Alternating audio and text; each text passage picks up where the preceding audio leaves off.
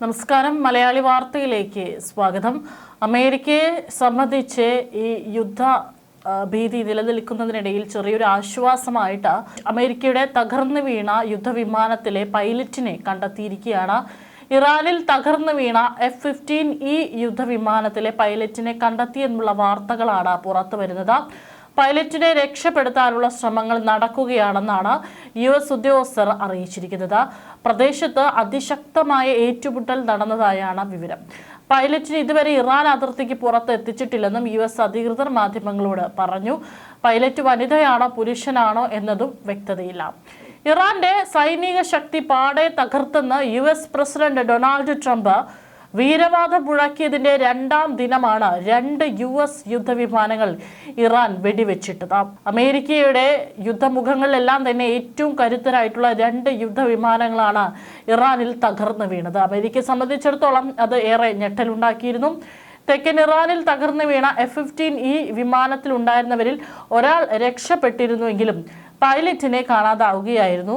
പൈലറ്റിനെ പിടികൂടാൻ ഇറാനും രക്ഷിച്ചെടുക്കാൻ USഉം ദൗത്യം ആരംഭിച്ചതോടെ 6ാം ആഴ്ചയിലേക്ക് കടക്കുന്ന യുദ്ധത്തിലെ നിർണായക ഘട്ടമായി ഇത് മാറി. A-10 തണ്ടർബോൾട്ട് യുദ്ധവിമാനം കുവൈറ്റിലാണ് തകർന്നു വീണത്. വിമാനത്തിൽ നിന്ന് ഇജക്ട് ചെയ്യപ്പെട്ട പൈലറ്റ് സുരക്ഷിതനാണെന്ന് US സ്ഥിരീകരിച്ചു. 23 വർഷത്തിനിടെ ആദ്യമായാണ് US യുദ്ധവിമാനങ്ങൾ ശത്രുരാജ്യം വെടിവെച്ചിടുന്നത്.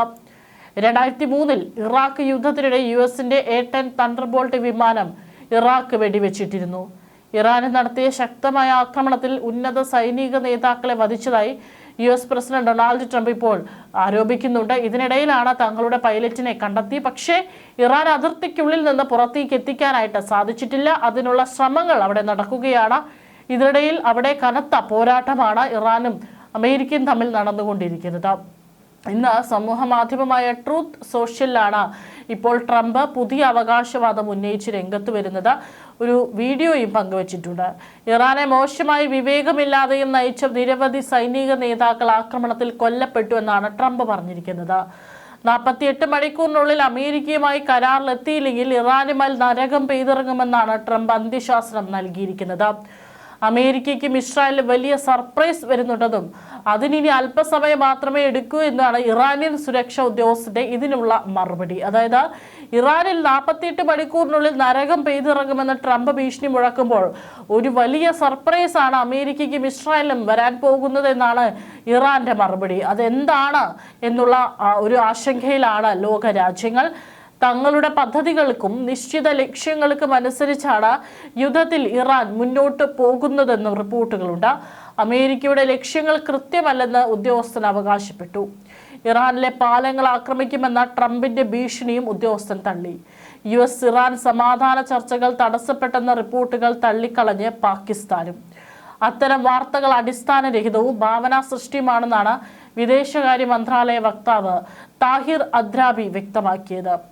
ഇറാന്റെ ഭാഗത്തു നിന്ന് വ്യക്തമായ പ്രതികരണം ലഭിക്കാത്തതിനാൽ സമാധാന നീക്കങ്ങളുടെ വേഗത കുറഞ്ഞുവെന്നാണ് പാകിസ്ഥാനിലെ ഡോൺ, USലെ വാൾസ്ട്രീറ്റ് ജേണൽ എന്നിവയുൾപ്പെടെയുള്ള മാധ്യമങ്ങൾ റിപ്പോർട്ട് ചെയ്തത്. മേഖലയിലെ നിലവിലുള്ള സംഘർഷത്തെക്കുറിച്ചും സമാധാനവും സംഭാഷണവും പ്രോത്സാഹിപ്പിക്കുന്നതിനുള്ള പാകിസ്ഥാന്റെ ശ്രമങ്ങളെക്കുറിച്ചും സർക്കാർ വൃത്തങ്ങളെ ഉദ്ധരിച്ച് സമൂഹ മാധ്യമങ്ങളടക്കം വരുന്ന നിരവധി റിപ്പോർട്ടുകൾ ശ്രദ്ധയിൽപ്പെട്ടിട്ടുണ്ട്. ഔദ്യോഗിക വൃത്തങ്ങളുടേതെന്ന പേരിൽ പ്രചരിക്കുന്ന ഈ വ്യാജ വാർത്തകളെ തങ്ങൾ തള്ളിക്കളയുന്നു. എല്ലാ മാധ്യമ പ്ലാറ്റ്ഫോമുകളും ജാഗ്രത പാലിക്കണം, ഊഹാപോഹങ്ങൾ ഒഴിവാക്കണം, കൃത്യമായ വിവരങ്ങൾക്കായി ഔദ്യോഗികമായി പുറത്തിറക്കുന്ന പ്രസ്താവനകളെ മാത്രം ആശ്രയിക്കണമെന്ന് തങ്ങൾ അഭ്യർത്ഥിക്കുന്നു എന്നാണ് താഹിർ അദ്രാബി പറഞ്ഞിരിക്കുന്നത്. ഏതായാലും ഇറാനെ അന്ത്യശാസനം നൽകി മണിക്കൂറുകൾക്കുള്ളിലാണ് ഇറാനിലെ മുതിർന്ന സൈനിക നേതാക്കളെ വധിച്ചെന്ന് അവകാശപ്പെട്ട് ട്രംപ് രംഗത്തെത്തിയത്. പക്ഷേ അത് ഏതൊക്കെ മേഖലയിൽ പ്രവർത്തിക്കുന്ന സൈനികരാണ്, അല്ലെങ്കിൽ ഏതൊക്കെ തലപ്പത്തുള്ള സൈനിക ഉന്നതരാണ് എന്നുള്ളതിനെ കുറിച്ചുള്ള കൂടുതൽ വിശദാംശങ്ങൾ പുറത്തു വന്നിട്ടില്ല. ഇതിനോടകം തന്നെ ഇറാന്റെ പ്രധാന പദവികൾ വഹിക്കുന്ന ഏറ്റവും തലപ്പത്തുള്ളവരെയൊക്കെ തന്നെ അമേരിക്ക ഇസ്രായേൽ സഖ്യം നടത്തിയിട്ടുള്ള ആക്രമണത്തിൽ കൊലപ്പെടുത്തി കഴിഞ്ഞു. ഇനിയുള്ളത് ആരെ, ഇപ്പോൾ കൊല്ലപ്പെട്ടിരിക്കുന്നു എന്ന് പറയുന്നവരൊക്കെ തന്നെ ആരെ, ഏത് മേഖലയിൽ ഇറാന്റെ പ്രവർത്തിക്കുന്നു എന്നുള്ളതിനെ കുറിച്ചും വിശദാംശങ്ങൾ പുറത്തു വന്നിട്ടില്ല. 48 മണിക്കൂറിനുള്ളിൽ അമേരിക്കയുമായി കരാറിലെത്തിയില്ലെങ്കിൽ ഇറാനുമേൽ നരകം പെയ്തിറങ്ങുമെന്നായിരുന്നു ട്രംപിന്റെ അന്ത്യശാസനം. ഹോർമസ് തുറക്കാൻ ഇറാന് നീട്ടി നൽകിയ സമയപരിധി നാളെ അവസാനിക്കാനിരിക്കെയാണ് ട്രംപ് മുന്നറിയിപ്പ് നൽകിയത്. ഇറാൻ വെടിവെച്ചിട്ട് US വിമാനത്തിൽ നിന്ന് താഴേക്ക് ചാടിയ വൈമാനികനായി ഇറാന്റെയും US-ന്റെയും സൈന്യങ്ങൾ തിരച്ചിൽ തുടരവകയാണ് ഇപ്പോൾ ആ സൈനികനെ കണ്ടെത്തിയെന്നുള്ള റിപ്പോർട്ടുകൾ പുറത്തു ഉണ്ടായിരുന്നത്. ഇല്ലെങ്കിൽ ഇത് അമേരിക്കയെ സംബന്ധിച്ചും വലിയൊരു നഷ്ടം തന്നെ ആവുമായിരുന്നു. കാരണം ജീവനോടെ ആ പൈലറ്റിനെ ഇറാൻ പിടികൂടി കഴിഞ്ഞാൽ അത് പിന്നീട് മാരകമായിട്ടുള്ള ഒരു ഘട്ടത്തിലേക്ക് കടക്കും.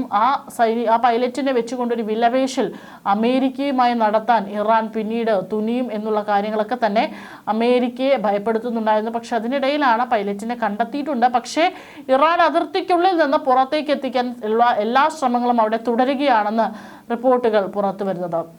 അതേസമയം അമേരിക്കയെ പരിഹസിച്ചുകൊണ്ട് ഇറാൻ ഓരോ ദിവസവും രംഗത്ത് വരികയാണ്. ഇറാനിൽ ഭരണകൂട മാറ്റമെന്ന് പറഞ്ഞ് യുദ്ധം തുടങ്ങിയവരിപ്പോൾ നിങ്ങൾ ഞങ്ങളുടെ പൈലറ്റിനെ കണ്ടോ എന്നുള്ളതിലേക്ക് പുരോഗമിച്ചിട്ടുണ്ടെന്നാണ് ഇറാൻ പാർലമെന്റ് സ്പീക്കർ മുഹമ്മദ് ബാലിബാഫ് കഴിഞ്ഞ ദിവസം പരിഹസിച്ചത്.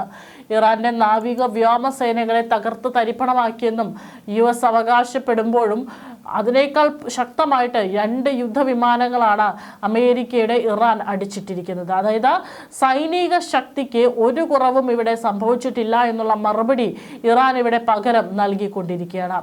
അതേസമയം തന്നെ റഷ്യയുടെ സഹായത്തോടെ നിർമ്മിച്ച ഇറാന്റെ പ്രധാന ആണവ നിലയമായ ബുഷർ കഴിഞ്ഞ ദിവസം US-ഉം ഇസ്രായേലും ചേർന്ന് ആക്രമിച്ചത് ലോകരാജ്യങ്ങളെ മുഴുവൻ അവിടെ ഭയത്തിൻ്റെ ഒരു മുൾമുനയിൽ നിർത്തുകയാണ്. ഇവിടെ ഒരു സൈനികൻ മരിച്ചിരുന്നു. 198 തൊഴിലാളികളെ അവിടെ നിന്ന് അടിയന്തരമായി തന്നെ ഒഴിപ്പിച്ചിട്ടുണ്ട്. നിലയത്തെ നിരന്തരം ആക്രമിക്കുന്നത് അണുവികിരണം ഉണ്ടാകാൻ ഇടയാക്കുമെന്ന് ഇറാൻ വിദേശകാര്യമന്ത്രി അബ്ബാസ് അറാക്ചി മുന്നറിയിപ്പ് നൽകിയിട്ടുണ്ട്. ഇത് ഇറാനെ മാത്രമല്ല GCC രാഷ്ട്രങ്ങളിലെ ജനതയെയും തകർത്ത് കളയുമെന്നും പറഞ്ഞു. കുവൈറ്റ്, ബഹ്റൈൻ, ഖത്തർ, UAE എന്നീ രാജ്യങ്ങൾക്കടുത്താണ് ബുഷഹർ. ബഹ്റൈൻ തീരത്ത് ഇസ്രായേലുമായി ബന്ധമുള്ള വാണിജ്യ കപ്പൽ ആക്രമിച്ചെന്ന് ഇറാൻ റവല്യൂഷണറി ഗാർഡ് കോർപ്സ് പറഞ്ഞു. ഖലീഫ് ബിൻ സൽമാൻ തുറമുഖത്തിന് സമീപത്ത് വെച്ച് MSC ഇഷേഖ എന്ന കപ്പലാണ് ആക്രമിക്കപ്പെട്ടത്. ഇറാന്റെ ആക്രമണത്തിൽ ബഹ്റൈനിൽ 4 പേർക്കും പരിക്കേറ്റു. ഇസ്രായേൽ ആക്രമണത്തിൽ ലെബനനിലെ ടൈറിൽ ആശുപത്രി തകർന്നു. UAE-യിലെ ഗ്യാസ് കോംപ്ലക്സിന് സമീപത്തുണ്ടായ ആക്രമണത്തിലും ഒരു ഈജിപ്ഷ്യൻ പൗരൻ കൊല്ലപ്പെട്ടു. ഇറാനിയ ഡ്രോൺ നിർവീര്യമാക്കുന്നതിനിടെ അവശിഷ്ടം വീണ US ടെക് സ്ഥാപനമായ ഒറാക്കിളിന്റെ ദുബായിലെ ഇന്റർനെറ്റ് സിറ്റിയിലുള്ള കെട്ടിടത്തിനും കേടുപാട് പറ്റി. അബുദാബിയിൽ ഇറാൻ ഡ്രോൺ അവശിഷ്ടം വീണ് വെള്ളിയാഴ്ച 5 ഇന്ത്യക്കാർക്ക് പരിക്കേറ്റു. ഇറാനെതിരെയുള്ള ആക്രമണം നിർത്തിയില്ലെങ്കിൽ 17 US കമ്പനികളുടെ മേഖലയിലെ ഓഫീസുകൾ ആക്രമിക്കുമെന്നാണ് ഇറാൻ മുന്നറിയിപ്പ് നൽകിയിരുന്നു. ഇറാനിൽ നിന്ന് വെള്ളി, ശനി ദിവസങ്ങളിൽ ഇസ്രായേലിലേക്കും കനത്ത ആക്രമണമുണ്ടായി. ഇന്റർസെപ്റ്റർ മിസൈലുകൾ വീണ് വീടുകൾക്കും കാറുകൾക്കും കേടുപാട് പറ്റി. ടെലവീവിലെ സൈന്യത്തിൻ്റെ റേഡിയോ സ്റ്റേഷനും തകർന്നിട്ടുണ്ട്. ഏതായാലും മാരകമായിട്ടുള്ള ആക്രമണമാണ് അങ്ങോട്ടും ഇങ്ങോട്ടും നടത്തിക്കൊണ്ടിരിക്കുന്നത്. 6ാം ആഴ്ചയിലേക്ക് യുദ്ധം കടക്കുമ്പോൾ യാതൊരു തരത്തിലുള്ള യുദ്ധ പരിസമാപ്തിയിലേക്ക് എത്തിക്കുന്ന കാരണങ്ങളൊന്നും തന്നെ ഇവിടെ സംഭവിക്കുന്നില്ല. ഒരു തരത്തിലും ഇറാൻ വഴങ്ങുന്നില്ല. അമേരിക്കയ്ക്ക് മുന്നിൽ അടിയറവ് പറയില്ല എന്ന് ഉറച്ചു തന്നെയാണ് ഇറാൻ പോരാടിക്കൊണ്ടിരിക്കുന്നത്. അതേസമയം തന്നെ ഏത് നിമിഷവും ഇറാനിൽ നരകം പെയ്തിറങ്ങും, ഇറാനെ ഞങ്ങൾ പൂർണ്ണമായി തകർക്കുമെന്ന് വെല്ലുവിളിക്കുകയാണ് ട്രംപ് മറുവശത്ത് ചെയ്തുകൊണ്ടിരിക്കുന്നത്.